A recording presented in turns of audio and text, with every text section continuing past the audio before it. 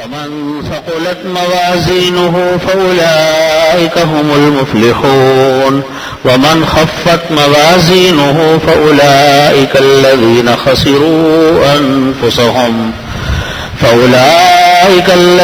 خسروا أنفسهم في جهنم خالدون تلفح وجوههم النار وهم فيها كالحون ألم تكن آياتي تتلى عليكم فكنتم بها تكذبون قالوا ربنا غلبت علينا شقوتنا وكنا قوما ضالين ربنا أخرجنا منها فإن عدنا فإنا ظالمون قال اخسئوا فيها ولا تكلمون إنه كان فريق من عبادي يقولون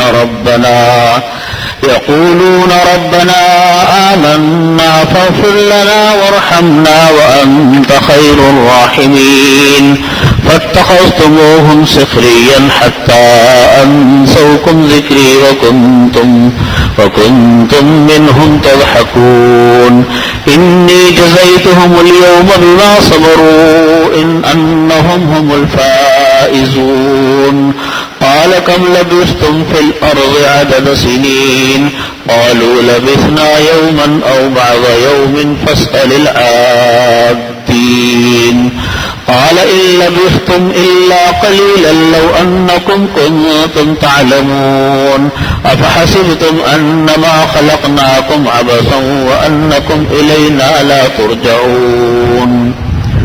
بزرگان محترم، برادران عزیز،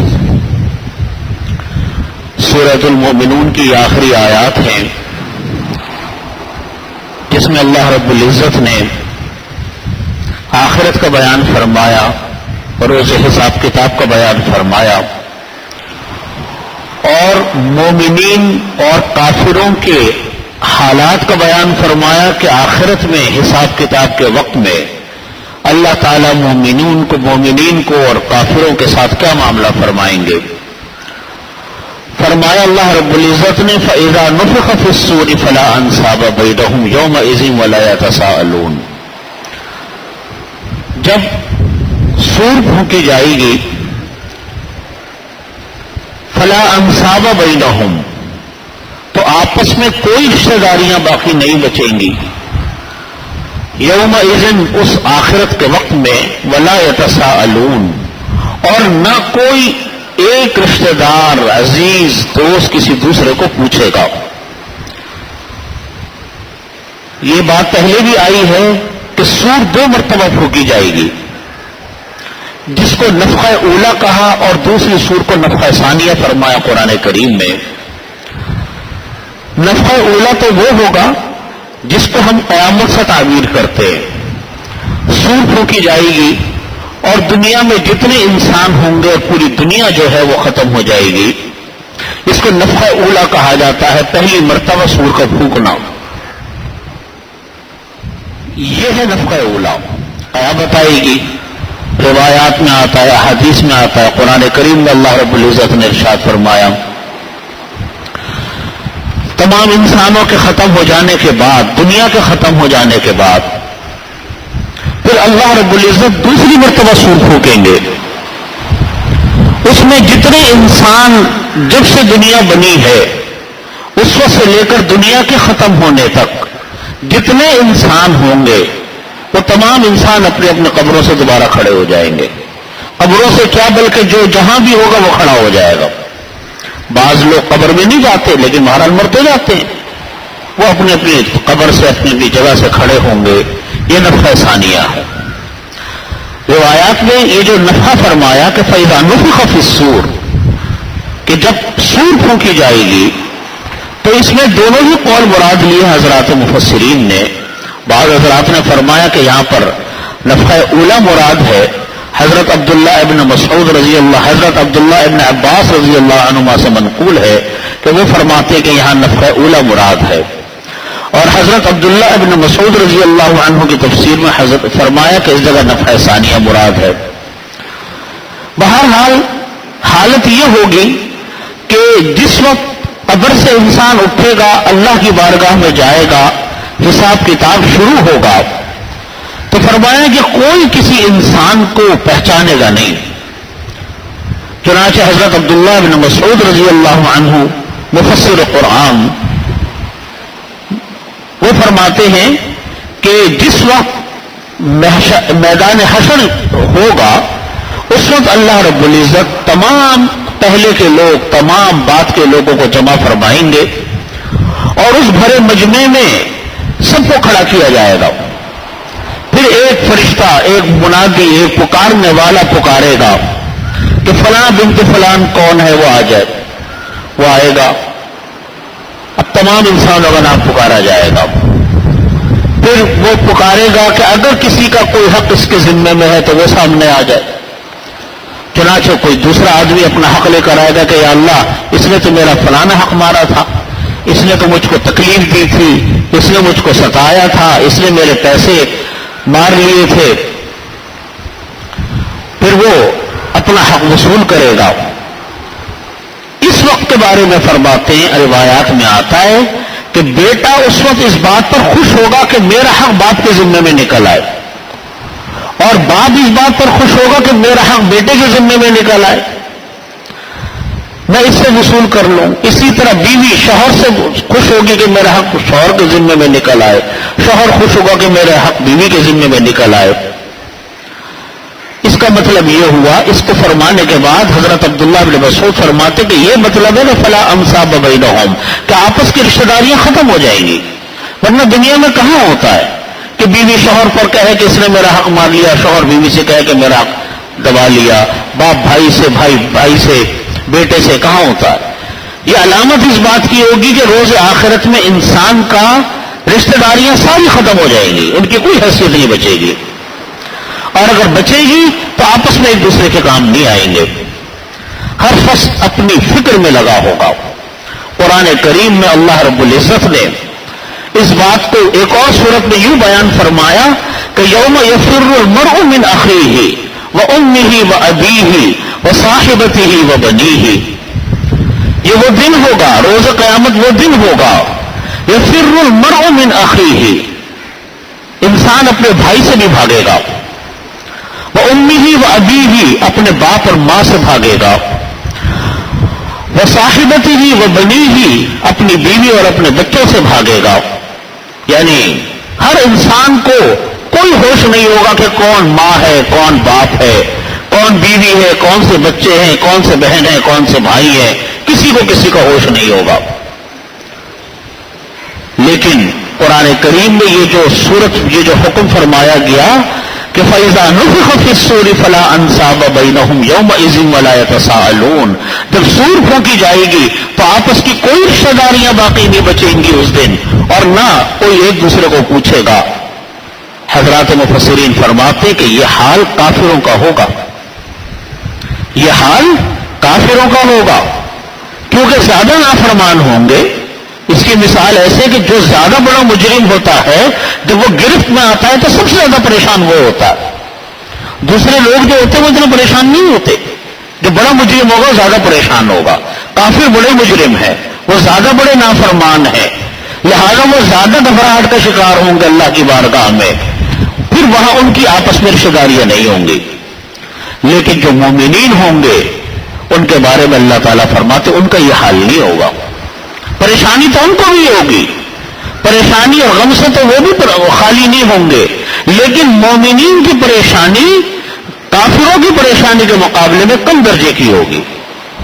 ان کا حال اللہ تعالیٰ نے قرآن کریم میں یوں فرمایا الحقنا بہم ذریتہم، کہ ہم، اللہ تعالیٰ فرماتے کہ مومنین اور صالحین کی اولاد کو بھی اللہ تعالیٰ بشرط یہ کہ وہ مومن ہوں، بشرط یہ کہ ایمان والے ہوں، اپنے باپ آباء و صالحین کے ساتھ لگا دیں گے۔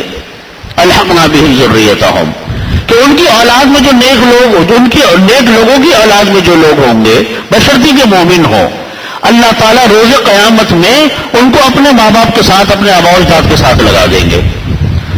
چنانچہ حدیث شریف میں فرمایا نبی کریم صلی اللہ علیہ وسلم نے کہ قیامت کے روز جس وقت محشر میں سب پیاسے ہوں گے تو مسلمان بچے جو نابالغی کی حالت میں کم عمری میں فوت ہو گئے تھے، انتقال کر گئے تھے، وہ جنت کا پانی لیے ہوئے نکلیں گے.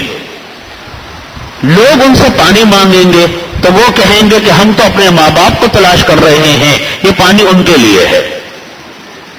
چنانچہ حدیث میں آتا ہے کہ جو چھوٹے بچے، معصوم بچے نابالغی کی حالت میں فوت ہو جاتے ہیں، وہ اپنے ماں باپ کے لیے ذخیرہ بن جاتے ہیں.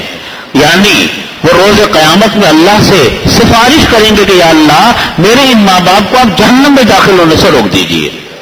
آڑ بن جائیں گے وہ ماں باپ کے لیے. تو پتہ چلا کہ اللہ تعالیٰ جو مومن پریشان تو مومن بھی ہوگا، کام تو کوئی کسی کے نہیں آ رہا ہوگا، لیکن اپنے اپنے ایمان کا ایک مقام ہوگا، اپنے اپنے ایمان کا ایک درجہ ہوگا، اس درجے کے حساب سے سب کی حالت ہوگی.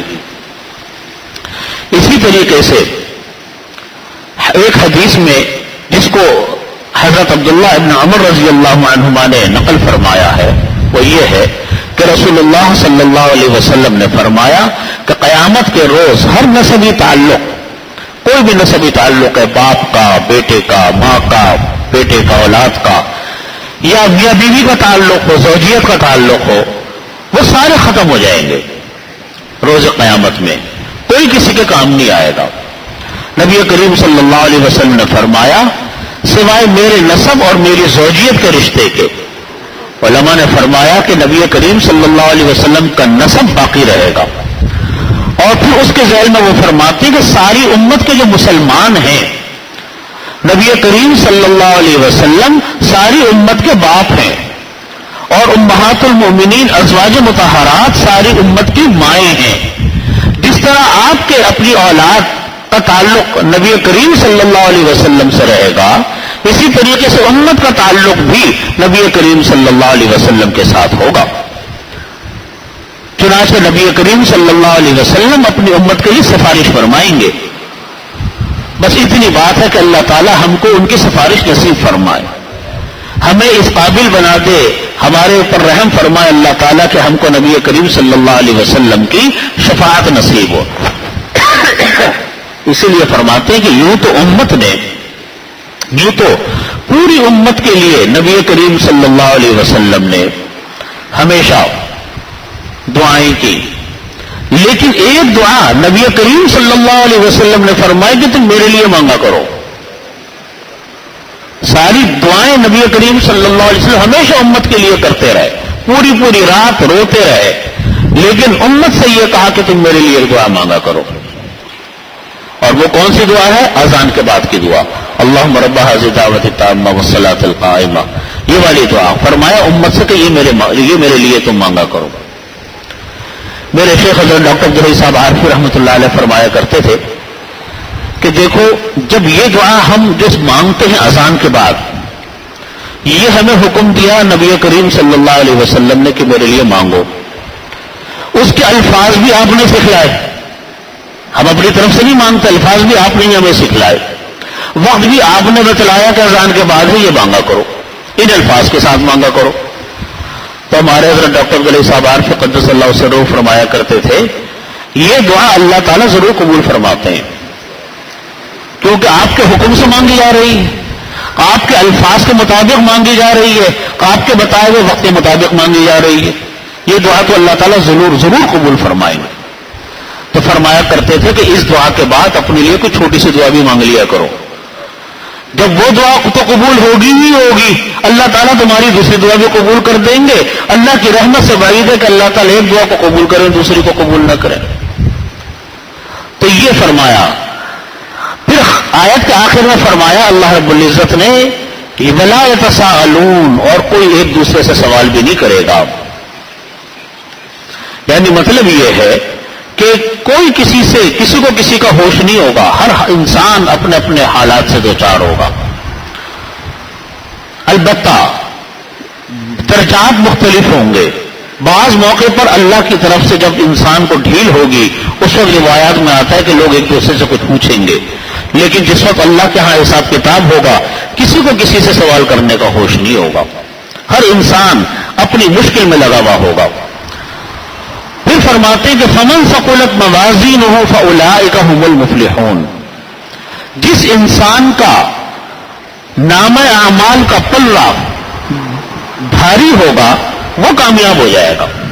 فمن ثقلت موازینہ، جس شخص کا بھاری ہو جائے گا، نامہ اعمال کے پلڑے ہوتے ہیں نا، جس کا ایک کا بھاری ہو گیا، فاولئک هم المفلحون، وہ کامیاب ہو گیا۔ جب وہ کامیاب ہوا اس کا مطلب یہ کہ اس کا زندگی میں آنا کامیاب ہو گیا، دنیا میں آنا کامیاب ہو گیا۔ ہم نے دنیا کی کامیابی کے معیار بنا رکھے ہیں کیا؟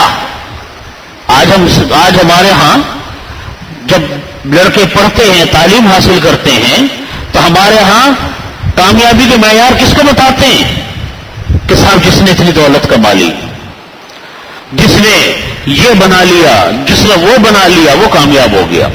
آپ دیکھیے جو لوگ تعلیم حاصل کرتے ہیں ہمارے ہاں، جو MBA کروائے جاتے ہیں، اس میں بتاتے ہیں کہ صاحب بڑا کامیاب انسان کون ہے؟ صاحب فلانا آدمی جس نے اتنی دولت کما لی، فلانا انسان جس نے فلانا ادارہ بنا لیا، فلانا آدمی جس نے یہ کر لیا، فلانا انسان جو خلا پر چلا گیا، فلانا جو چاند پر چلا گیا، وہ دنیا میں کامیاب ہے۔ اللہ تعالیٰ فرماتے یہ کوئی کامیابی ناکامی کے معیار نہیں۔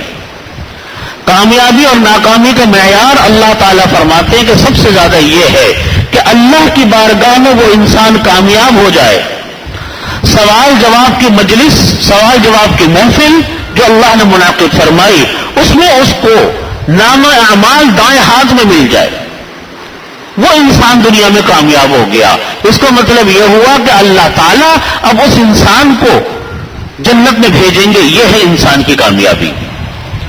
دنیا میں کسی نے دولت زیادہ کمائی، دنیا میں کسی نے منصب بڑا عہدہ لے لیا، دنیا میں کوئی انسان مشہور ہو گیا، دنیا میں کسی کے پاس جائیدادیں زیادہ آ گئی، گاڑیاں زیادہ آ گئی، بلڈنگیں زیادہ آ گئی، فرمایا کہ یہ کوئی چیز نہیں، اس کی کوئی حیثیت نہیں۔ کھاتا انسان اتنا ہے جتنا انسان کے جو اللہ نے مقدر کر دیا۔ حدیث شریف میں اسی مضمون کو نبی کریم صلی اللہ علیہ وسلم نے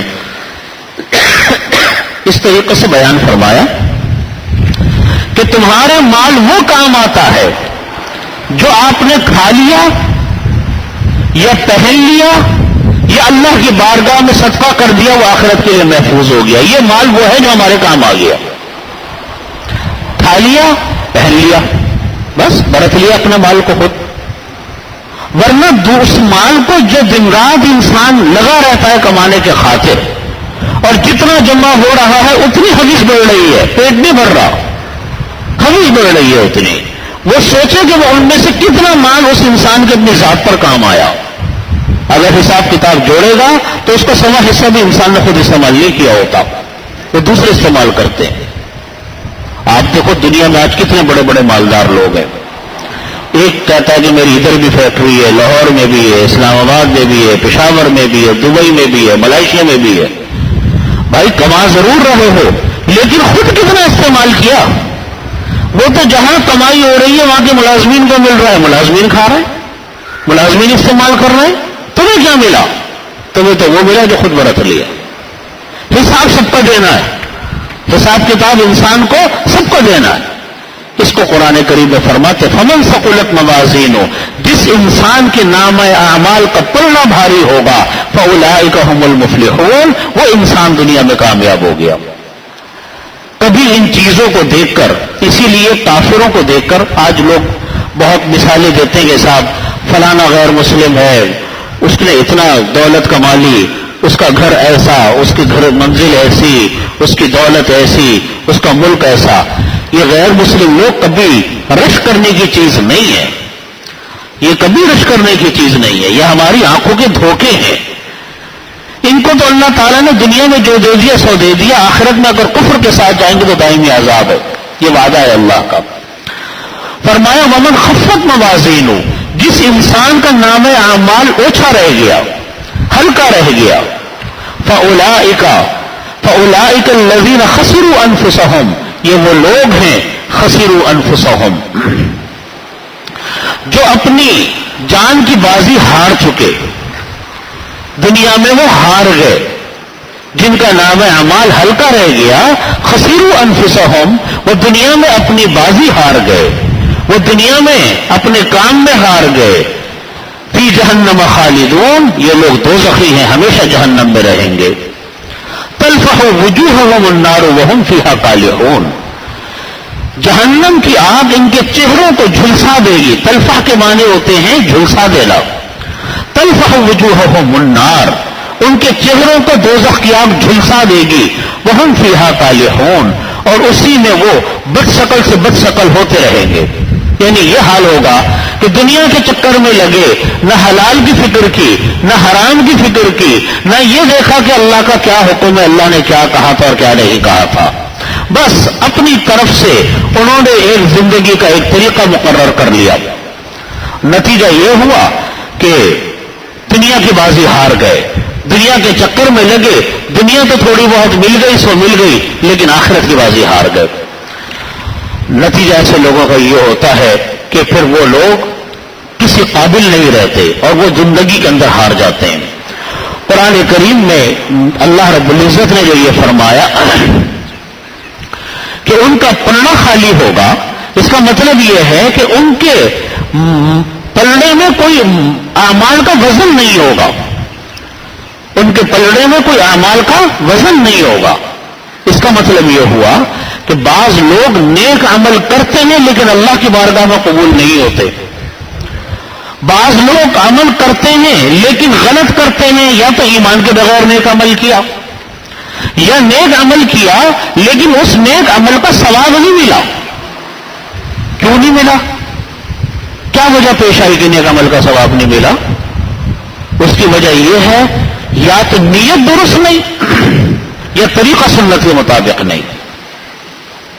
یا تو نیت درست نہیں ہے، دکھاوا ہے، نام و نمود ہے، ریاکاری ہے، اس وجہ سے نیک عمل کا ثواب اس کو نہیں مل رہا.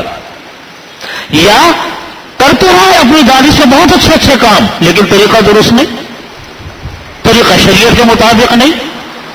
چنانچہ قرآن کریم میں فرمایا ایسے لوگوں کے بارے میں فَلَا نُقِيمُ لَهُمْ يَوْمَ الْقِيَامَةِ وَزْنًا، ایسے لوگوں کو جو لوگ کے ان کے عمل اللہ کی بارگاہ میں قبول نہیں ہوتے، ان کے لیے ہم روز قیامت ان کے اعمال کا کوئی وزن نہیں رکھیں گے. یعنی مطلب یہ ہے کہ ان کے اعمال کو کوئی وزن ان کو ملے گا ہی نہیں. ایک تو اب تین طرح کے لوگ ہیں. ایک وہ لوگ ہیں جو بالکل کافر، انہوں نے ایمان قبول نہیں کیا، ان کا تو نام اعمال میں کوئی وزن ہوگا ہی نہیں. کافروں کو اللہ تعالیٰ ان کی نیکیوں کا سارا بدلہ دنیا میں دے دیتے ہیں اور فارغ کر دیتے ہیں. اسی لیے میں پہلے بھی یہ بات بار بار عرض کی کہ اللہ تعالیٰ نے ہمیشہ کفار کو دنیا زیادہ دی. اس لیے زیادہ دی دنیا کہ دنیا میں جتنے اچھے کام کیے، کیونکہ ایمان نہیں تھا، لہذا دنیا میں ان کی نیکیوں کا حساب کتاب اللہ نے برابر کر دیا. ان کو دنیا بہت دے دی. اچھے اچھے کام وہ لوگ بھی کرتے ہیں لیکن ایمان کے بغیر، یا ان کو تو دنیا مل گئی، وہ تو فارغ ہو گئے. ایک وہ لوگ ہیں جن کو جو نیک ہی نیک ہیں، گناہ کوئی نہیں، یا ہیں تو انہوں نے معاف کروا لیے. صحابہ کرام ہیں، انبیاء کرام معصوم ہیں، صحابہ کرام ہیں، ان کے بارے میں اللہ نے اعلان کر دیا کہ رضی اللہ عنہم ورضوا عنہ، وہ اللہ سے راضی، اللہ ان سے راضی، ان کا معاملہ ختم. جو ہوا اگر گناہ بھی ہوا تو معاف ہو گئے. اور ایک وہ لوگ ہیں جن کے پاس کچھ نیک عمل ہے اور کچھ گناہ گار نیک لوگ، جیسا عام انسان ہوتے ہیں کہ گناہ بھی ہو رہے ہیں، ثواب کا کام بھی ہو رہا ہے. ان کا معاملہ یہ ہے کہ اللہ تعالیٰ ان کے معاملے کو وقت پر دیکھیں گے جیسا ان کے اعمال ہوں گے. کہ اگر ان کے نیک اعمال زیادہ ہو گئے تو وہ ان کی مغفرت ہوگی، اور اگر ان کے نیک اعمال کم ہیں اور گناہ زیادہ ہیں تو اللہ تعالیٰ ان کو سزا دیں گے. تو صحیح سزا تو ہوگی ان کے گناہوں کے، یہ اللہ کا معاملہ ہے. لیکن روایات میں جو آتا ہے وہ یہ آتا ہے کہ قرآن کریم نے ایسے لوگوں کے بارے میں یوں فرمایا کہ خلطوا عملا صالحا وآخر سیئا، ان کے جو نیک اعمال ہیں اور کچھ برائیاں ہیں وہ ان کے کچھ اعمال بد اور نیک اعمال رلے ملے ہیں.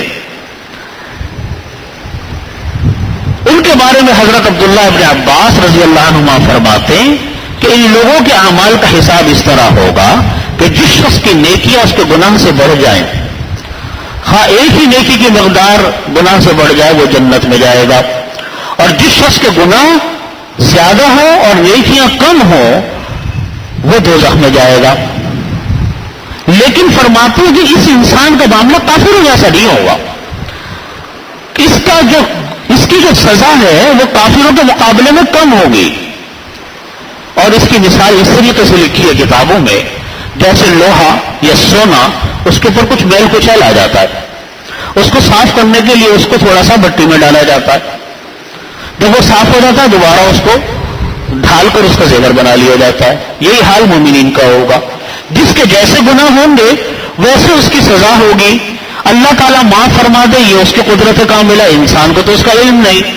لیکن اگر اللہ نے سزا دی تو وہ سزا ایسی ہی ہوگی جتنی اس انسان کے اپنے گناہ ہے. لیکن بالآخر وہ جائے گا جنت میں. کسی کے گناہ زیادہ ہوں گے تو زیادہ دیر رہے گا، کسی کے گناہ کم ہوں گے تو وہ کم وقت کے لیے رہے گا دوزخ میں، لیکن رہے گا، اپنی سزا بھگتے گا. اب جب اس کے گناہ کے معافی کا مرحلہ آئے گا تو وہ انسان جنت میں چلا جائے گا. حضرت عبداللہ ابن عباس مفسر قرآن وہ فرماتے ہیں رضی اللہ عنہ، وہ فرماتے ہیں کہ قیامت کے دن میزان عمل جو ہوگا انسان کا، جس کے اندر انسان کے اعمال کو تولا جا رہا ہوگا، وہ ایسا صحیح وزن کرنے والا ہوگا کہ ایک رتی ماشے کا بھی اگر فرق ہوگا نا وہ ظاہر اس کے اندر ہو جائے گا. قرآن کریم نے اس کو یوں فرمایا اللہ تعالیٰ نے، فَمَن يَعْمَلْ مِثْقَالَ ذَرَّةٍ خَيْرًا يَرَهُ وَمَن يَعْمَلْ مِثْقَالَ ذَرَّةٍ شَرًّا يَرَهُ. کوئی انسان اگر ایک ذرا سی بھی نیکی کرے گا تو اس کو دیکھے گا، اور اگر وہ ذرا سی بھی برائی کرے گا تو وہ بھی اس کو دیکھے گا.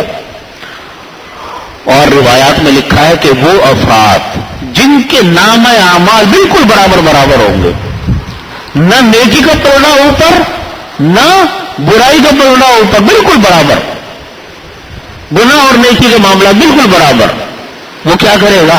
فرمایا کہ اس کے لیے اللہ نے الگ درجہ بنایا، اس کو اعراف کہتے ہیں، اس کو اعراف کہتے ہیں.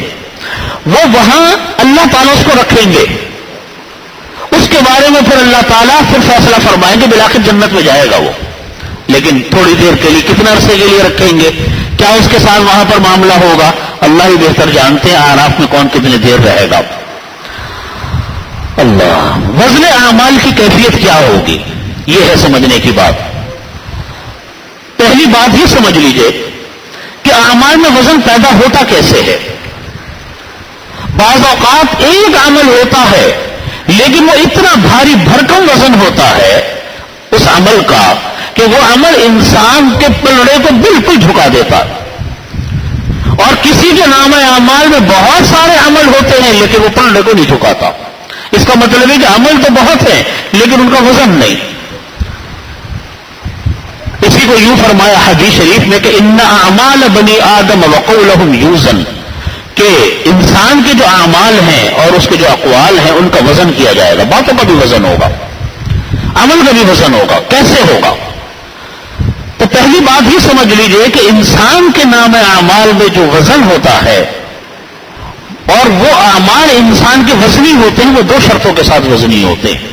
ہے تو دو لفظ کی بات لیکن عمل کرنا بڑے جان جوکھوں کا کام ہے. جس کو اللہ تعالیٰ عادت ڈالتے اس کو یہ عادت پڑتی ہے. پہلی چیز فرمائی کہ اس کی نیت درست ہو، اللہ کے لیے عمل ہو، غیر اللہ کی کوئی نیت نہ ہو.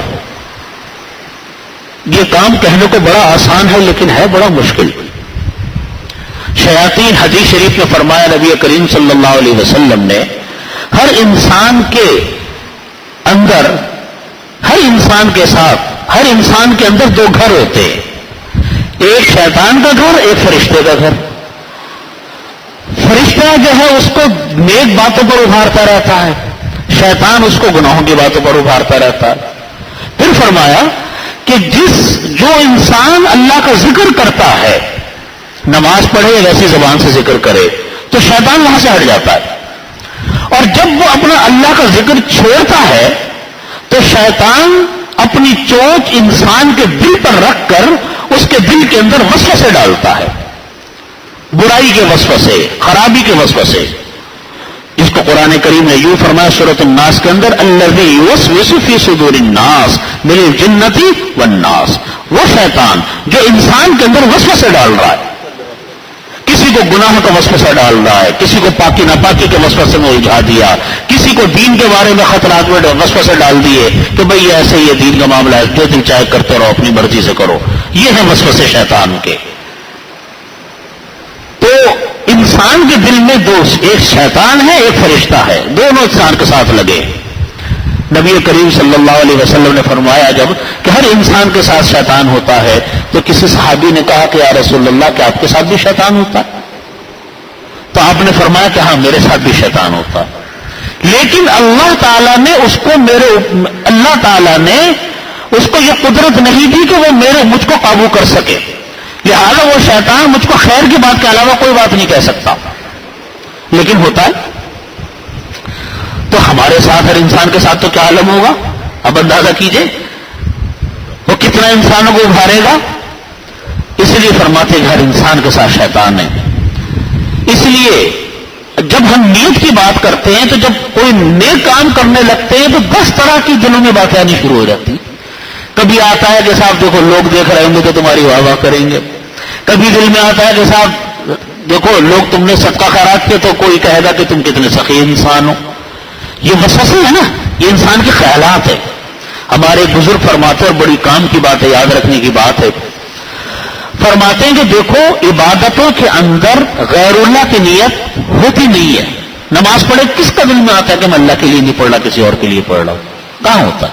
کون آدمی آئے گا گھر سے چل کر مسجد میں آئے یہ دکھانے کے لیے لوگ مجھ کو نمازی کہیں گے؟ ہوتا ہوگا لیکن کم. لیکن ہمارے بزرگ فرماتے ہیں، ہمارے علماء فرماتے ہیں یہ جو حقوق العباد اور معاشرت کے جو نیک کام ہوتے ہیں، مثال کے طور پر رشتہ دار کے ہاں چلے گئے، اپنے رشتہ داروں کے شادی میں شریک ہو گئے، دعوت میں چلے گئے، ان کے گھر ملنے چلے گئے، وہ آپ کے گھر آئے، آپ ان سے اچھی طرح مل لیے، یہ رشتہ داروں کے حقوق ہے نا. غمی میں پوچھ لیا، خوشی میں پوچھ لیا، یہ رشتہ داروں کے حقوق ہیں. فرماتے کہ ایک نیت تو ان رشتہ داروں کے حقوق کی یہ ہے کہ انسان اس نیت سے رشتہ داروں کے پاس جائے کہ جی وہ بھی ہمارے گھر آتے ہیں، ہم بھی ان کے گھر جائیں گے، وہ ہمارے گھر نہیں آئیں گے، ہم بھی نہیں جائیں گے. فرماتے یہ نیت تو برابری کی ہے، یہ تو تم اللہ کے لیے عمل نہیں کر رہے، یہ تو تم کس لیے کر رہے ہو؟ برابری کی بنیاد پر. تو یہ تو اللہ کے لیے کہاں ہوا؟ اللہ کے لیے عمل تو یہ ہے کہ تم اس نیت سے جاؤ کہ یا اللہ میں اپنے رشتہ داروں کے پاس اس لیے جاتا ہوں، یا وہ میرے پاس آتے ہیں میں ان کے ساتھ اس لیے بیٹھتا ہوں کہ آپ نے ان رشتہ داریوں کو حقوق لازم فرمائے، صلہ رحمی جس کو فرماتے ہیں.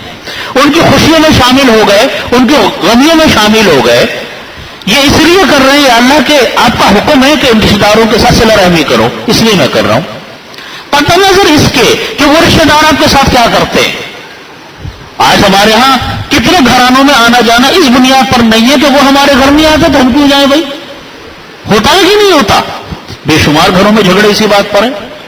تو فرماتے ہیں کہ جو معاشرت اور میل ملاپ رشتہ داریوں کے معاملات کے اندر ریاکاری سب سے زیادہ ہوتی ہے. تو فرماتے ہیں کہ کوئی عمل ہو انسان کا، کوئی عمل وہ صرف اللہ کے لیے کرے، غیر اللہ کے لیے کوئی عمل نہ کرے، ورنہ ساری محنت انسان کی بیکار چلی جاتی ہے.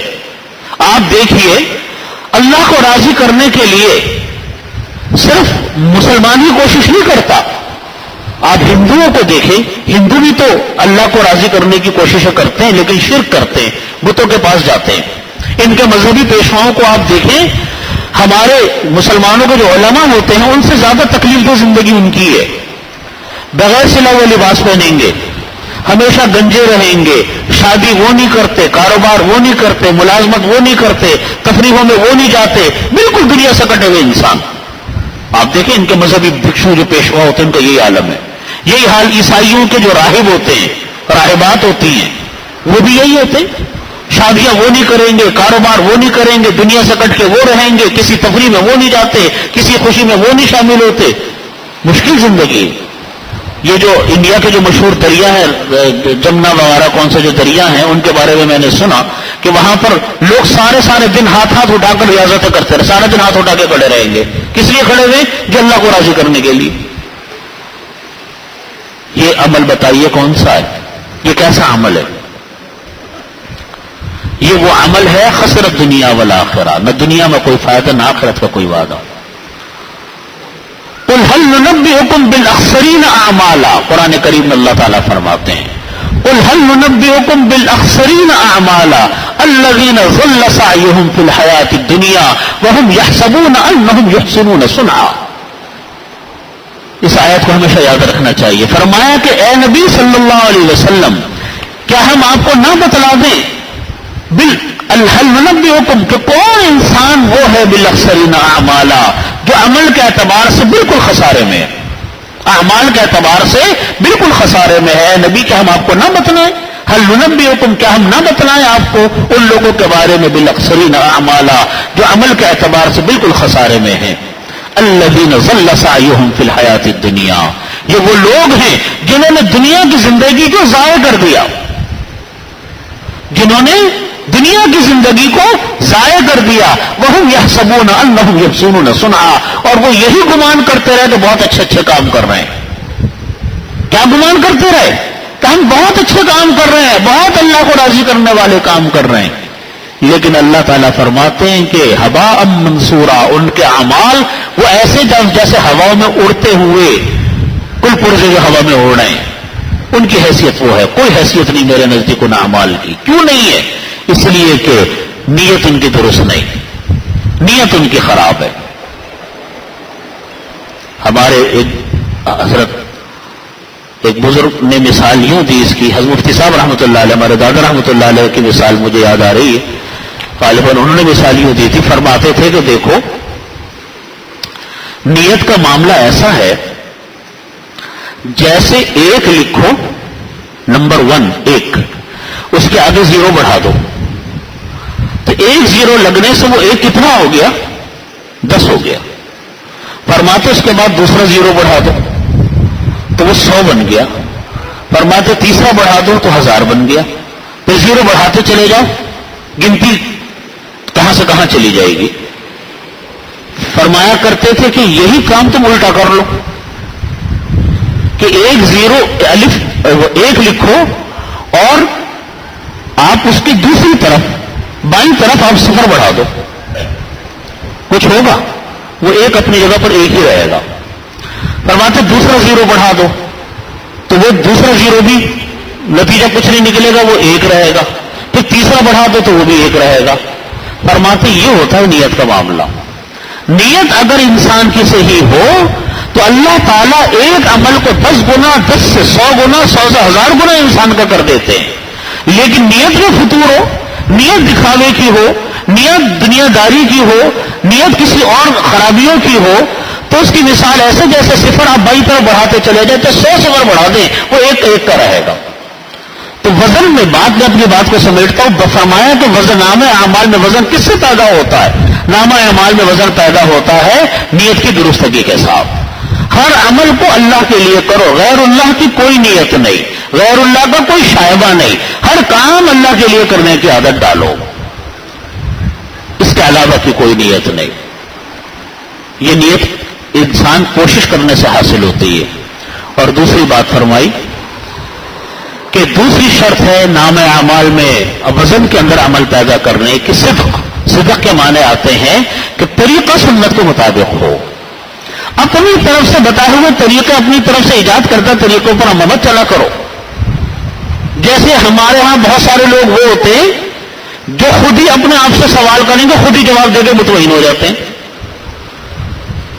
اب یہ طریقہ صحیح ہے غلط ہے؟ ایک انسان کا اپنا علاج خود کرے گا؟ بتائیے آپ خود کیسے کرے گا؟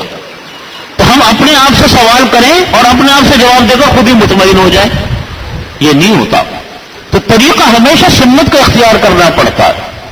نماز پڑھنی ہے تو کس طرح پڑھنی ہے, سنت کیا ہے. جیسا رکوع سنت کا ہو ایسا سنت کے طریقے سے رکوع کریں, جیسا سجدہ ہو ایسا سجدہ کریں, جیسا قیام ہو ایسا قیام کریں. روزہ کے زمانے آ رہے ہیں تو روزے اس طریقے سے رکھے جیسا سنت کا طریقہ ہے. تو اللہ تعالیٰ ان 2 شرطوں کے ساتھ, نیت ٹھیک ہو اور طریقہ سنت کے مطابق ہو, یہ 2 شرطیں پوری ہوتی ہیں, اللہ رب العزت انسان کے وزن کے اندر انسان کے اعمال میں وزن پیدا فرماتے ہیں. لیکن نیت درست نہ ہو, یہ نیت تو ٹھیک ہے لیکن طریقہ سنت کے مطابق نہیں. جیسا آج ہمارے یہاں لوگوں کے زبان پر یہ چڑھا ہوا ہے کہ اللہ تعالیٰ تو نیتوں کو دیکھتے ہیں, یعنی اس کو کہنے کے بعد ان کا مطلب یہ ہوتا ہے کہ اللہ تعالیٰ نیتوں کو دیکھنے کا مطلب ہے اب جو دل چاہے جس طرح دل چاہے کر گزرو. بھائی ہمارے بزرگ فرماتے ہمارے استاد فرماتے تھے کہ نیت کے درست ہونے سے صرف کام نہیں چلتا, طریقہ بھی سنت کے مطابق ہونا چاہیے. فرماتے تھے کہ ایک آدمی ہے اس کو جانا ہے لاہور, تو ریل گاڑی لاہور کی ریل گاڑی میں بیٹھے گا نا یا لاہور کی بس میں بیٹھے گا, لیکن نیت کر لے کہ میں لاہور جا رہا ہوں اور بیٹھ کے کوئٹہ جانے والی گاڑی کے اندر, تو کوئٹہ ہی پہنچے گا, لاہور تو نہیں پہنچے گا. تو مطلب یہ ہے کہ انسان کی نیت بھی ہو اور طریقہ بھی ہو, عمل بھی ایسا کرے. جب یہ دونوں چیزیں ملتی ہیں تو ثواب بنتا ہے, محض نیت سے نہیں کام چلتا. آج ہمارے لوگوں نے یہ حدیث شریف تو یاد کر لی, حدیث شریف تو برحق ہے کہ انما الاعمال بالنیات, صحیح ہے حدیث شریف تو برحق ہے کہ اللہ تعالیٰ نیتوں کو دیکھتا ہے, لیکن اللہ تعالیٰ عمل کو بھی تو دیکھتا ہے, عمل بھی تو ہونا چاہیے. ایک انسان گناہ کا کام کر لے, چوری کرے اور کہے کہ میں اس لیے کرتا ہوں کہ میں غریبوں کو پیسے دے دوں گا, تو بھائی چوری کا گناہ تو اپنی جگہ پر ہے, وہ تو اس کو گناہ ملے گا ہی ملے گا. وہ الگ بات ہے کہ وہ نیک لوگوں کو دے رہا, غریبوں کو دے رہا. تو اس لیے عمل کی حیثیت اپنی ہے اور نیت کی حیثیت اپنی ہے. تو نام اعمال میں وزن پیدا ہوتا ہے دو چیزوں سے, نیت ٹھیک ہو اور عمل سنت کے مطابق ہو. اس تفصیل کے بعد اب یہ بات سمجھیے کہ اللہ تعالیٰ نے آخرت میں جو اعمال اللہ تعالیٰ جو وزن فرمائیں گے ان کے 3 طریقے بیان فرمائے اس آیت کے ذیل میں, جو آیت میں نے پڑھی آپ کے سامنے. ان میں سے پہلا طریقہ یہ ہے کہ اللہ تعالیٰ انسان کے اعمال کو جو تولیں گے وہ اس طرح تولیں گے کہ میزان عدل کے اندر انسان کو تولا جائے گا. بات سمجھ رہی ہے؟ انسان کو یعنی خود انسان چاہے وہ مومن اور کافر ہو اس کو میزان عدل میں رکھ کر تولا جائے گا. کافروں کا کوئی وزن نہیں ہوگا کیونکہ ان کا کوئی نیکی نہیں, خواہ جسمانی طور پر کتنا بھاری بھرکم کیوں نہ ہو. یہ ایک طریقہ ہوگا, یہ بخاری شریف اور مسلم شریف کی روایت میں یہ طریقہ آتا ہے. دوسری روایت حدیث سے معلوم ہوتا ہے کہ وزن اعمال ان کے نام اعمال کو اللہ تعالیٰ تولیں گے, اور اس کی کیفیت کیا ہوگی اللہ اعلم بمراد, یہ اللہ کے علاوہ کسی کو پتہ نہیں کہ نام اعمال اللہ تعالیٰ کس طرح تولیں گے. تیسرا طریقہ حضرت عبداللہ بن عمر رضی اللہ عنہما نے بیان فرمایا, وہ یہ فرمایا کہ اللہ تعالیٰ ہر ایک کے جسم کو, ہر ایک کے عمل کو جسم دے دیں گے. کسی نے نماز پڑھی اس کا ایک جسم بنا دیں گے, کسی نے کوئی صدقہ کیا اس کا ایک جسم بنا دیں گے, اس کو ایک جسمانی شکل کے اندر اس کو تولا جائے گا. یہ 3 طریقے ہیں کہ خود انسانوں کو تولا جائے گا, ان کے ساتھ ساتھ ان کے اعمال کا وزن ہوگا, صرف اعمال کو تولا جائے گا. تیسرا قول یہ ہے کہ نہیں, بلکہ انسان کے جو اعمال ہوں گے ان کو اللہ تعالیٰ ایک جسمانی شکل دیں گے, ان کو تولا جائے گا. حضرت عبداللہ ابن عباس رضی اللہ عنہما سے منقول ہے کہ نبی کریم صلی اللہ علیہ وسلم فرماتے ہیں کہ یہ جو آخری بات ہے اس سے روایات سے زیادہ تائید ہوتی ہے اس بات کی. ایک حدیث شریف میں آتا ہے کہ قیامت کے روز ایک شخص کے اعمال وزن کے لیے لائے جائیں گے اور ترازو کے پلے میں رکھے جائیں گے, تو یہ پلہ ہلکا رہ جائے گا. سارے اعمال تول لیے, پلہ ہلکا رہ گیا. پھر ایک چیز لائی جائے گی جب وہ اس کے نام اعمال میں رکھی جائے گی تو وہ اتنی بھاری بھرکم ہوگی جیسے بادل آ کر رکھ دیا گیا ہو, اور اس کا اتنا وزن ہوگا کہ وہ نام اعمال کا پلہ سیدھے ہاتھ والا وہ نیچے جھک جائے گا. تو اس آدمی سے پوچھا جائے گا کہ تم کو پتہ بھی ہے کہ تمہارے نام اعمال میں کیا چیز رکھی گئی؟ تمہیں پتہ بھی ہے کہ جس سے تمہارا نام اعمال کا وزن جھک گیا, پلڑا جھک گیا, وہ کیا چیز رکھی گئی؟ تو وہ کہے گا مجھے کچھ نہیں پتا کہ کیا چیز میرے نام پلڑے میں رکھی گئی ہے جس کی وجہ سے میرا نام اعمال کا پلہ جھک گیا. تو حدیث شریف میں آتا ہے کہ اس کو بتایا جائے گا کہ یہ تیرا علم ہے جو تم لوگوں کو سکھایا کرتے تھے, یہ تمہارا علم ہے جو تم لوگوں کو سکھایا کرتے تھے, وہ تمہارے پلے میں رکھا گیا, اس کی وجہ سے اللہ تعالیٰ نے تمہارے اس کو وزن زیادہ فرما دیا. حضرت عمران بن حسین رضی اللہ عنہما سے روایت ہے کہ رسول اللہ صلی اللہ علیہ وسلم نے فرمایا کہ قیامت کے روز شہیدوں کے خون اور علماء کی روشنائی جس سے انہوں نے علم دین کی کتابیں لکھی تھی تولے جائیں گے, تو علماء کی روشنائی کا وزن شہیدوں کے خون سے زیادہ نکلے گا. علم کی اتنی فضیلت ہے. تو بات کا حاصل یہ ہوا کہ فرمایا کہ فمن خفت موازینہ فاولئک الذین خسروا انفسهم فی جہنم خالدون. یہ اس آیت کی تفسیر تھی. تلفح وجوہہم النار وہم فیہا کالحون، کہ ان کے جہنم کی آگ ان کے چہروں کو جھلسا دے گی. وہم فیہا کالحون، اور وہ اپنی شکل سے بد شکل ہو رہے ہوں گے. قرآن کریم میں فرمایا اللہ رب العزت نے، پھر اللہ تعالیٰ ان کفار کو خطاب کر کے کہیں گے جو نافرمان تھے، جن کو جہنم میں بھیجا جا رہا تھا، اللہ تعالیٰ ان کو فرمائیں گے کہ الم تکن آیاتی تتلی علیکم، کیا میرے سامنے کیا میری آیات تمہارے سامنے بیان نہیں کی گئی تھی؟ الم تکن آیاتی، کیا میری آیات نہیں تم کو بیان کی گئی تھی؟ فکنتم بہا تکذبون، پھر تم ان کو جھٹلاتے تھے، ان پر عمل نہیں کرتے تھے، ان کو مانتے نہیں تھے. قالوا، اس کے جواب میں وہ کفار اور کافر لوگ کہیں گے ربنا غلبت علینا شقوتنا، اے اللہ ہمارے اوپر ہماری بدبختی غالب آ گئی، ہم حق کو قبول کرنے سے محروم رہے، اس لیے کہ ہمارے اوپر ہماری بدبختی غالب آ گئی. وَكُنَّا قَوْمًا ظَالِمِينَ، اور ہم گمراہ لوگوں میں سے ہو گئے. ربنا، پھر وہ کافر لوگ یوں سوال کریں گے اللہ سے، اے اللہ اخرجنا منہا، آپ ہم کو اس دوزخ سے باہر نکال دیجئے. فَإِنْ عُدْنَا فَإِنَّا ظَالِمُونَ، اگر ہم پھر دوبارہ دنیا میں جانے کے بعد پھر گناہ کے کام کریں تو ہم پکے گناہ گار ہیں، پھر آپ ہمیں سزا دے دیجئے گا، لیکن ایک مرتبہ ہمیں دنیا میں جانے کا موقع دے دیں. قَالَ اخْسَئُوا فِيهَا وَلَا تُكَلِّمُونَ، اللہ تعالیٰ فرماتے ہیں کہ اسی جہنم میں پڑے رہو، اسی جہنم میں پھٹکارے ہوئے پڑے رہو. وَلَا تُكَلِّمُونَ، اب تم میرے سے بات مت کرنا. روایات میں آتا ہے کہ اس کے بعد ان کو اللہ سے ہم کلامی کی اجازت نہیں ہوگی، اور وہ جہنم میں ویسے ہی ایک دوسرے پر چلاتے اور چیختے رہیں گے. انہ کان فریق من عبادی، اللہ تعالیٰ فرماتے یہ تو غیر مسلموں کا حال تھا، یہ تو کافروں کا حال تھا، مومنوں کا حال یہ ہے. انہ کان فریق من عبادی، انہی لوگوں میں سے ایک جماعت میرے نیک بندوں کی بھی تھی. انہ کان فریق من عبادی، انہی لوگوں میں سے ایک جماعت میرے نیک بندوں کی بھی تھی. وہ یوں کہتے تھے ربنا آمنا، اے اللہ ہم ایمان لائے، فاغفر لنا، اے اللہ ہم ایمان لے آئے، فاغفر لنا، ہماری مغفرت فرما دیجئے، وارحمنا، ہم پر اپنا رحم فرما دیجئے، وانت خیر الراحمین، آپ بہترین رحم کرنے والے ہیں. کہتے انہی لوگوں میں سے وہ لوگ بھی تھے. اسی کفر کے حالت میں، اسی دنیا کی اس دار آزمائش میں جہاں پر ہر طرف انسان کو گناہ اپنی طرف پکار رہے ہیں، ہر طرف گناہ اپنی طرف دعوت دے رہے ہیں، میرے نیک بندے بھی تھے، ایمان لے آئے. گناہ ہوتا تھا تو مغفرت طلب کرتے تھے، لیکن نیک راستے پر چلنے کی کوشش بھی کرتے تھے. اللہ تعالیٰ فرماتے ان کفار کو خطاب کر کے کہتے کہ وہ نیک لوگ تھے. فَاتَّخَذْتُمُوهُمْ سُخْرِيًّا، تم نے میرے ان نیک بندوں کا دنیا میں بہت مذاق اڑایا. فَاتَّخَذْتُمُوهُمْ سُخْرِيًّا، تم نے میرے ان نیک بندوں کا بہت مذاق اڑایا. حَتَّى أَنسَوْكُمْ ذِكْرِي، یہاں تک کہ تم ان کا مذاق اڑاتے اڑاتے میرے ذکر کو، میری یاد کو بھول گئے. وَكُنْتُمْ مِنْهُمْ تَضْحَكُونَ، اور تم ان کے اوپر ہنستے رہتے تھے. دیکھو یہ آیات ان مومنین کے لیے ہے جن کا آج مذاق اڑایا جاتا ہے. کس بات کے اوپر؟ کہ انہوں نے داڑیاں رکھ لی. ان کا مذاق اڑایا جاتا ہے اس بات کے اوپر کہ انہوں نے ٹخنوں سے اوپر شلواریں کر لی. ان کا مذاق اڑایا جاتا ہے اس بات کے اوپر کہ وہ حلال و حرام کی فکر رکھتے ہیں. ان کا مذاق اڑایا جاتا ہے اس بات کے اوپر کہ وہ رشوت سے، سود سے، گناہوں سے بچنے کی فکر کرتے ہیں. لوگ ان کا مذاق اڑاتے ہیں، کوئی ان کو کچھ کہتا ہے، کوئی کچھ کہتا ہے، کوئی نام رکھتا ہے.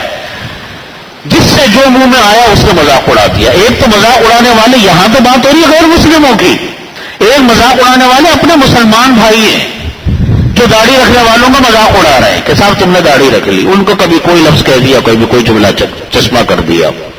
نمازیوں کا مذاق اڑایا جا رہا ہے، روزے داروں کا مذاق اڑایا جا رہا ہے، حلال حرام کا، حلال کی فکر کرنے والوں کا مذاق اڑایا جا رہا ہے. اللہ تعالیٰ فرماتے ہیں کہ ٹھیک ہے ان لوگوں نے تمہارا مذاق اڑایا، آپ لوگوں نے صبر کیا، کوئی بات نہیں، تھوڑی سی صبر کی تکلیف آپ کو برداشت کرنی پڑی. لیکن اللہ تعالیٰ فرماتے کہ ایسے لوگوں کے بارے میں فرماتے انی جزیتہم الیوم بما صبروا، آج کے دن میں ان کو بدلہ دوں گا اس چیز کا جو انہوں نے صبر کیا تھا. جب لوگ ان کا مذاق اڑا رہے تھے اللہ کے ذکر پر، اللہ کے حکم ماننے پر، اللہ کے احکامات کی تکمیل پر اور تعمیل پر جب ان کا لوگ مذاق اڑا رہے تھے اور وہ مذاق کے مقابلے میں صبر کرتے تھے، لیکن انہوں نے اللہ کے احکامات کو لوگوں کے مذاق سے مروب ہو کر چھوڑا نہیں۔ اللہ رب العزت فرماتے ہیں کہ اس وقت انہوں نے صبر کیا تھا، صبر کی تکلیف برداشت کی تھی۔ انی جزیتہم الیوم بما صبروا، آج روز قیامت میں ان کو بدلہ دوں گا ان کے صبر کا۔ انہوں نے جو آخرت میں صبر کیا، لوگوں کے ہنسی مذاق کو برداشت کیا، انہم هم الفائزون، وہی لوگ کامیاب ہیں جو قرآن کریم نے اعلان کر دیا، اللہ رب العزت نے اعلان کر دیا، جنہوں نے اللہ کے احکامات پر عمل کیا، انہم هم الفائزون، وہ کامیاب ہیں۔ مذاق اڑانے والے ناکام ہو گئے، مذاق اڑانے والوں نے دنیا میں تھوڑا سا ہنسی مذاق اور ٹھٹا کر لیا، نیک لوگ دوسروں کے سامنے تھوڑے سے شرمندہ ہو گئے، بس اتنی تو بات ہوئی اور کیا ہوا۔ لیکن انعام ان نیک لوگوں کو اللہ نے کیا دیا؟ فرمایا کہ انہم هم الفائزون، اللہ تعالیٰ فرماتے یہی کامیاب ہے، اصل کامیابی ان کو ملے گی۔ آگے عجیب بات فرماتے اللہ رب العزت، عجیب ہے، اگر یہ قرآن کریم میں بات نہ آتی تو شاید ہمارے ذہن میں بھی نہ آتی۔ اللہ تعالیٰ فرماتے ہیں کافروں سے خطاب، قال کم لبثتم فی الارض عدد سنین، بتاؤ تم دنیا میں کتنے دن رہے۔ قال کم لبثتم فی الارض عدد سنین، کافروں سے اللہ تعالیٰ فرمائیں گے بتاؤ تم دنیا میں کتنے سال رہے۔ قالوا لبثنا یوما او بعض یوم، کافر کہیں گے کہ یا اللہ ایک دن یا آدھا دن، اس سے زیادہ ہم دنیا میں نہیں رہے، ایک دن یا آدھا دن، اس سے زیادہ ہم دنیا میں نہیں رہے۔ فاسأل العادین، اور وہ کافر کہیں گے یا اللہ آپ ان لوگوں سے پوچھ لیجیے جو گنتیاں کرتے ہیں، جنہوں نے گنتیاں کر رکھی ہے ہم دنیا میں کتنے رہے، وہ بتا دیں گے ہم دنیا میں کتنے رہے، ہم ایک دن رہے یا آدھا دن رہے۔ مطلب یہ ہے کہ ان کو پوری دنیا کی زندگی، پوری دنیا کا قیام ایک دن اور آدھا دن برابر محسوس ہوگا، جس کو ہم آج رش کی نگاہ سے دیکھتے ہیں کہ دیکھو کافر لوگ بڑے مزے میں شرابیں پیتے، یہ کرتے ہیں وہ کرتے ہیں، کیا کیا کرتے ہیں، ہم کہتے ہیں بڑی مزے کی زندگی ہے، وہ ساری مزے کی زندگی ان کو ایک دن آدھا دن محسوس ہوگی اور کچھ بھی نہیں، صرف ایک دن آدھا دن، پوری دنیا کی زندگی سوائے دھوکے کو کچھ بھی نہیں ہے۔ وما الحیات الدنیا الا متاع الغرور، دنیا کی زندگی صرف دھوکے کا سامان ہے۔ یہ جو آنکھوں کو ہمیں اور جسم کو ہمارے لذتوں کے چسکے لگے پڑے ہیں، یہ ایک سب وقتی چیز، اس کی کوئی حیثیت نہیں، صرف دیکھنے کی بات ہے۔ فرمایا اللہ تعالیٰ نے قال کم لبثتم فی الارض عدد سنین، بتاؤ تم لوگ کتنے دن دنیا میں رہے۔ قالوا لبثنا یوما او بعض یوم، وہ کہیں گے یا اللہ ایک دن یا آدھا دن، اس سے زیادہ نہیں۔ فاسأل العادین، آپ گنتی کرنے والوں سے پوچھ لیجیے۔ قال ان لبثتم الا قلیلا، اللہ تعالیٰ فرماتے کہ تم دنیا میں تھوڑا ہی رہے۔ لو انکم کنتم تعلمون، کاش کہ تم لوگ جان لیتے اس بات کو کہ تم دنیا میں کتنا رہے ہو۔ افحسبتم انما خلقناکم عبثا، عجیب آیت ہے، اللہ اکبر۔ اللہ رب العزت ہم سب کو سمجھ کی توفیق عطا فرمائے۔ اللہ تعالیٰ فرماتے افحسبتم، کیا تم گمان کرتے ہو، انما خلقناکم عبثا، کہ اللہ نے تم کو بیکار پیدا کیا، بے مقصد پیدا کیا، کوئی مقصد زندگی دے کر تمہیں دنیا میں نہیں بھیجا، صرف اس لیے بھیجا تھا کہ کھاؤ پیو تفریح کرو کھیل تماشے کرو عیش و عشرت کرو، اس لیے تمہیں دنیا میں بھیجا۔ افحسبتم، کیا تم گمان کرتے ہو، انما خلقناکم عبثا، کہ اللہ نے تم کو بیکار پیدا کیا، وانکم الینا لا ترجعون، اور کیا تم یہ گمان کرتے ہو کہ تم کو اللہ کی طرف پلٹ کر نہیں آنا، یہ تمہارا گمان ہے؟ کیا ہم دنیا میں بے مقصد آئے، ہماری زندگی کا کوئی مقصد نہیں ہے، اچھا کھا لیا، اچھا پہن لیا، اچھی تفریحیں کر لی، اچھی مجلسیں لگا لی، ہنس لیے بول لیے، کیا یہ مقصد ہے زندگی ہے ہمارا؟ اور یہ ہمارا گمان کہ ہم اللہ کی طرف واپس پلٹ کر نہیں جائیں گے، کیا اس مقصد کے لیے تم دنیا میں آئے؟ فتعال اللہ الملک الحق، فرمایا کہ اللہ بہت بلند ہے، الملک وہ بادشاہ ہے، الحق وہ برحق ہے، لا الہ الا ہو، کوئی خدا نہیں سوائے اس کے، وہ رب العرش الکریم، وہ رب ہے عرش کریم کا، عزت والے تخت کا۔ ومن يدعو مع اللہ الہا آخر، کوئی انسان اگر اللہ کے ساتھ کسی دوسرے خدا کو پکارتا ہے، لا برہان لہ بہ، جس کی کوئی سند اس کے پاس نہیں، فانما حسابہ عند ربی، اس کا بدلہ تو اللہ ہی اس کو دے گا کہ اس نے اللہ کے ساتھ شرک کیا تھا، شرک کا بدل اللہ دے گا. انہ لا یفلح الکافرون، کافر لوگ کبھی فلاح نہیں پا سکتے. وقل، اور یوں کہا کرو، رب اغفر وارحم وانت خیر الراحمین، اے اللہ رب اغفر، اے اللہ مجھ کو معاف فرما، وارحم رحم فرما، وانت خیر الراحمین، اور آپ بہترین رحم کرنے والے ہیں. یہ جو میں نے آخری آیات پڑھی آپ کے سامنے تلاوت کی، یہ جس میں یہ جو آخری آیات ہیں، افحسبتم انما خلقناکم عبثا، مطلب یہ ہے کہ اللہ نے انسان کو بیکار پیدا نہیں کیا. ایک بہت بلند مقصد دے کر اللہ نے انسان کو دنیا میں بھیجا. وہ بلند مقصد یہ ہے کہ دیکھو، وما خلقت الجن والانس الا لیعبدون، قرآن کریم میں اللہ نے ایک اور جگہ پر فرمایا کہ میں نے انسان اور جنات کو اس لیے پیدا کیا تاکہ وہ اللہ کی عبادت کرے، اللہ کی عبادت بھی کریں، اللہ کا پیغام دوسروں کو بھی پہنچائے. یہ مقصد زندگی ہے انسان کا.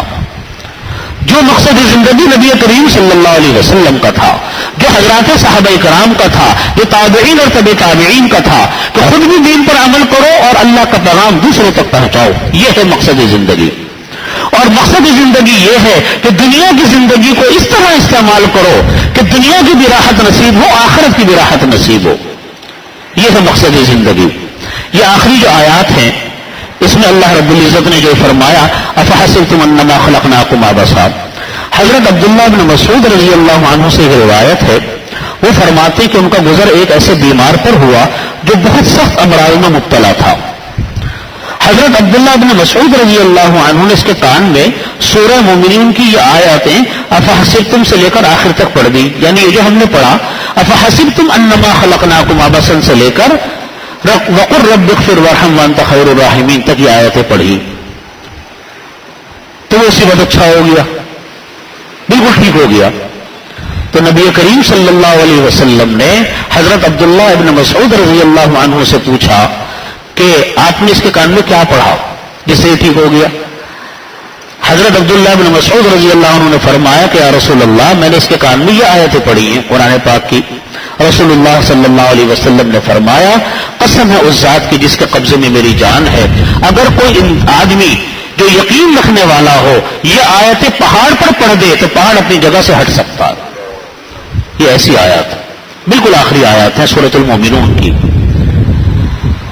اللہ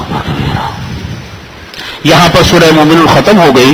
یہ سورہ مومنون کی جو ابتدا کی تھی اللہ رب العزت نے، وہ اس بات کے اوپر سے کی تھی قد افلح المؤمنون سے ہوئی تھی. آپ کو یاد ہوگا سورہ مومنون یہاں سے شروع ہوتی ہے. 118 آیتیں ہیں الحمدللہ. یہ 118 آیتیں پوری ہو گئی سورۃ المومنون کی. ابتدا ہوئی تھی قد افلح المؤمنون، اور جو اس کا اختتام ہو رہا ہے وہ ہو رہا ہے انہ لا یفلح الکافرون، جس کا مطلب یہ ہے کہ قد افلح المؤمنون. اصل کامیابی کس کو ملنے والی ہے؟ مومنین کو ملنے والی ہے. اور یہ جو فرمایا کہ انہ لا یفلح الکافرون، اس پر آ کر صورت ختم ہو رہی ہے. مطلب ہے کہ کوئی کامیابی کافروں کو ملنے والی نہیں. جو کامیابی ہے سب عارضی ہے، سب ناپائیدار ہے، سب وقتی ہے، سب ختم ہو جانے والی ہے. اللہ رب العزت ہم سب کو اس پر عمل کی توفیق عطا فرمائے. وآخر دعوانا الحمدللہ رب العالمین. اگلے اتوار کو درس نہیں ہوگا، ہمارے ہاں دارالعلوم میں ختم بخاری ہے، اس لیے اگلے اتوار کو ہم یہاں پر انشاءاللہ درس نہیں ہوگا انشاءاللہ. اللهم صل على محمد وعلى ال محمد كما صليت على ابراهيم وعلى ال ابراهيم. ربنا ظلمنا انفسنا فان لم تغفر لنا وترحمنا لنكونن من الخاسرين. اللهم احسن عاقبتنا في الامور كلها واجرنا من خزي الدنيا وعذاب الاخره. اللهم انا نجعلك في نحورهم ونعوذ بك من شرورهم. اللهم انا نسالك تمام العافيه ونسألك دوام العافية ونسألك الشكر على العافية ونسألك الغنى عن الناس. اللهم إنا نسألك عزائم مغفرتك ومنجيات أمرك والسلامة من كل إثم والغنيمة من كل بر والفوز بالجنة والنجاة من النار. اللهم لا تدع لنا ذنبا إلا غفرته ولا هما إلا فرجته ولا دينا إلا قضيته ولا حاجة من حوائج الدنيا والآخرة إلا قضيتها يا أرحم الراحمين. یا اللہ ہمارے تمام گناہوں کو معاف فرما. یا اللہ تمام صغیرہ کبیرہ گناہوں کی مغفرت فرما. یا اللہ ہم کو ہر طرح کی عافیت عطا فرما، ہر طرح کا چین اور سکون عطا فرما، دین اور دنیا کی ہر خیر عطا فرما. اس کے ہر شر سے ہماری حفاظت فرما. یا ارحم الراحمین جو بیمار ہیں ان سب کو شفا کامل عاجل مستمر عطا فرما. یا اللہ جو مقروض ہیں ان کے قرضوں کو ادا فرما. یا اللہ جو بے روزگار ہیں ان کو حلال روزگار عطا فرما. یا اللہ جو برسر روزگار ہیں ان کو حلال رزق اور عطا فرما. یا ارحم الراحمین یا رب ذوالجلال والاکرام ہم سب کو اپنی رضا کاملہ عطا فرما. اپنے غضب سے محفوظ فرما, اپنی ناراضگی سے محفوظ فرما. اللہم صلی علی محمد وعلی آل محمد.